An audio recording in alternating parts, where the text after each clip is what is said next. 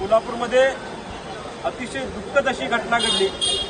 21 वर्षीय श्रद्धा शिंदे नावाची मुलगी तरुणी, जिला नुकतेच पंख फुटले होते, जिने नुकताच आपल्या करिअरचा विचार केला होता, अशा तरुणीला 1 महिन्यापूर्वी कुत्र्याने चावा घेतला होता आणि परवा दिवशी रेबीजच्या या रोगामुळे तिचा मृत्यू झालेला आहे। तिचा मृत्यू म्हणजे कोल्हापूरमध्ये प्रचंड मोठी संतापाची लाट उसळली।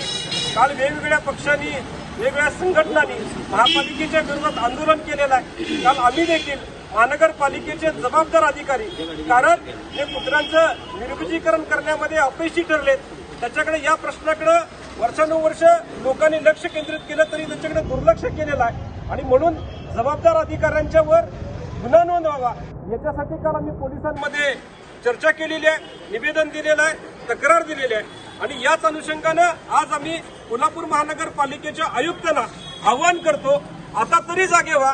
एक प्रतिकात्मक देखाव्याच्या माध्यमातून, असूड आंदोलनाच्या माध्यमातून आता तरी प्रशासनाला जाग यावी हा उद्देश ठेवून आज आम्ही कोल्हापूर महानगरपालिकेच्या दारात असूड आंदोलन करतोय।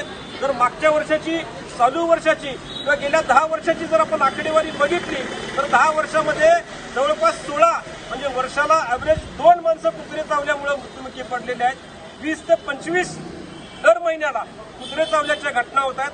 अशा सगळ्या पार्श्वभूमीवर महानगरपालिकेनं आता तरी डोळे उघडावेत, नाहीतर आम आदमी पार्टीच्या लोकांच्या आणि कोल्हापूरकरांच्या रोषाला मोठ्या प्रमाणामध्ये बळी पडावं लागेल। या सगळ्या घटनाकडे महानगरपालिकेचं लक्ष वेधण्यासाठी आज आम्ही असूड आंदोलन केलं। याच्यातनं महापालिकेनं योग्य तो बोध घेतला नाही तर याच्या पुढे सुद्धा महानगरपालिकेला आम्ही जेरीस आणू असा मी इशारा देतो। जय हिंद।